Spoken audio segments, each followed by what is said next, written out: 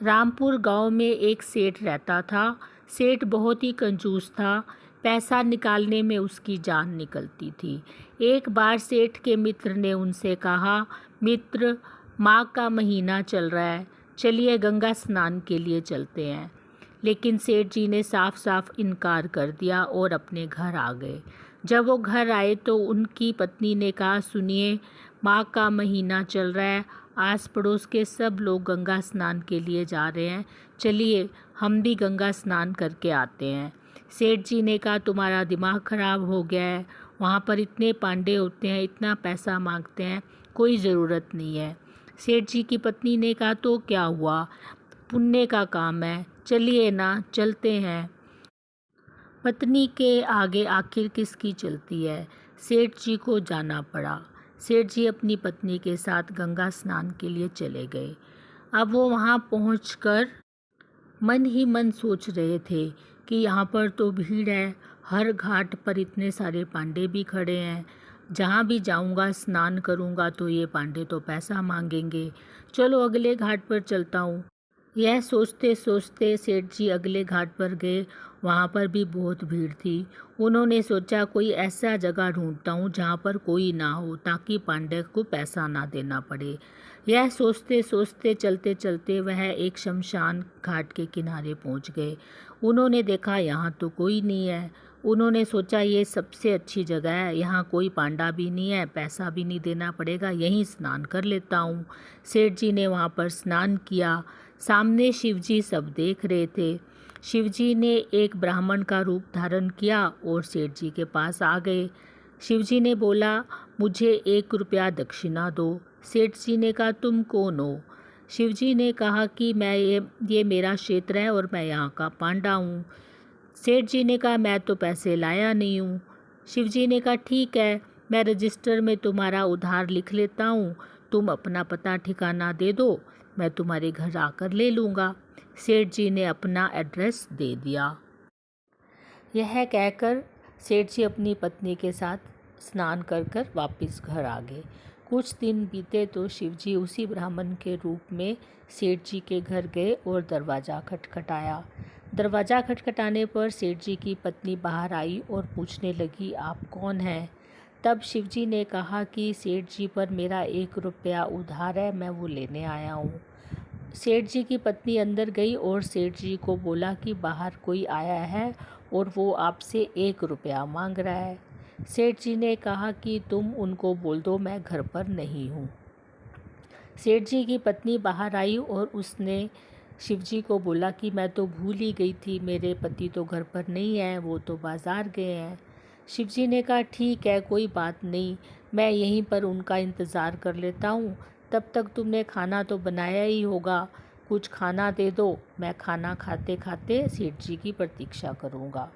यह सुनकर सेठ जी की पत्नी फिर अंदर गई और बोली, देखिए, सीधा सीधा 1 रुपया दे दीजिए, नहीं तो वो खाना मांग रहा है और भी महंगा पड़ेगा, 1 रुपया दीजिए और जान छुड़ाइए। सेठ जी ने कहा, तुम्हारा दिमाग खराब हो गया है, तुम जाके बोल दो कि मेरे पति बीमार हैं। सेठ जी की पत्नी फिर बाहर आई और उसने शिवजी को बोला, देखिए मेरे पति बीमार हैं, आप बाद में आ जाइए। तब शिवजी ने कहा, अरे आपके पति बीमार हैं, मैं तो एक बहुत बड़ा वैद्य हूँ, मैं उनका इलाज कर दूँगा, मैं उनको दवा दूँगा, आप एक बार उनसे मिलवा दीजिए। सेठ जी की पत्नी फिर अंदर गई और सेठ जी को बोला, अरे वो तो बहुत बड़े वैद्य भी हैं, वो आपका इलाज कर देंगे। सेठ जी ने कहा, तुम क्या पागलों वाली बात करती हो, इलाज फ्री में थोड़ी करेंगे, उसके लिए भी पैसा मांगेंगे। तुम ऐसा करो, तुम जाओ और उनको बोलो मेरे पति मर गए हैं। उसकी पत्नी ने बोला, अरे पागल हो गए हो क्या, आप तो ज़िंदा हो, मैं कैसे बोल दूँ कि आप मर गए हो। सेठ जी ने कहा, तुम जैसे जैसे मैं बोलता हूँ वैसे करो, तुम जाओ और शिवजी को बोलो कि मैं मर गया हूँ। सेठ जी की पत्नी बाहर गई और उसने शिवजी से बोला, मेरे पति तो मर गए हैं। तब शिवजी ने कहा, अरे आप अकेले सब कैसे करेंगे, मैं ऐसा करता हूँ, गांव से कुछ लोगों को बुला लेता हूँ और इनको शमशान घाट लेके चलता हूँ। यह कहकर शिवजी गांव गए और कुछ लोगों को अपने साथ लेकर आ गए। अब सब लोगों ने मिलकर सेठ जी को शमशान घाट ले जाने की तैयारी शुरू कर दी। इधर सेठ जी अपनी पत्नी को इशारों इशारों में पूछ रहे थे कि तुम जाओ और बाहर देखो वो आदमी गया कि नहीं गया। बस इतनी देर में ही शिवजी और गांव वाले सब लोग अंदर आ जाते हैं और सेठ जी को शमशान घाट ले जाने के लिए उठाने के लिए बोलते हैं। उनकी पत्नी बोलती है, नहीं, ये ज़िंदा हैं, ये मरे नहीं, इनको मत लेके जाइए। लेकिन गांव वाले और शिवजी कोई नहीं सुनता और चलते रहते हैं। इतने में उनकी पत्नी फिर कहती है अपने पति को, आप उठते क्यों नहीं, आप कुछ बोलते क्यों नहीं, आप बोलो ना कि मैं ज़िंदा हूँ। तब आस पड़ोस की पड़ोस ने आकर सेठ जी की पत्नी को सांत्वना देने लगी। बहन, ये मानना मुश्किल है, हम समझ सकते हैं, तुम्हें बहुत आघात लगा है, तुम्हारे लिए ये बहुत सदमा है, लेकिन तुम्हें ये मानना ही पड़ेगा कि तुम्हारे पति मर गए हैं, अब कुछ नहीं किया जा सकता, तुम धीरज रखो। उनकी पत्नी चिल्लाती रही, लेकिन सब लोग सेठ जी को उठाकर शमशान घाट ले गए और चिता पर सुला दिया। अब शिवजी महाराज ने सोचा, ये तो बड़ा ढीठ आदमी है। तब शिवजी ने कहा, यजमान उठ जाइए, आग लगने वाली है, अब सब कुछ खत्म हो गया है, अभी भी समय है, उठ जाइए और मेरा 1 रुपया दे दीजिए। लेकिन सेठ इतने ढीठ थे कि उन्होंने बिल्कुल आंखें नहीं खोली और चुपचाप सुनते रहे और चुपचाप वैसे के वैसे एक लाश की तरह पड़े रहे। तब शिवजी महाराज अपने वास्तविक रूप में आए और बोले, मैं सबकी भक्ति देखकर इतना प्रसन्न हुआ हूँ, लेकिन तुम्हारी कंजूसी आज पहली बार देखी है। मैं आज तुम्हारी कंजूसी से बहुत प्रसन्न हूँ।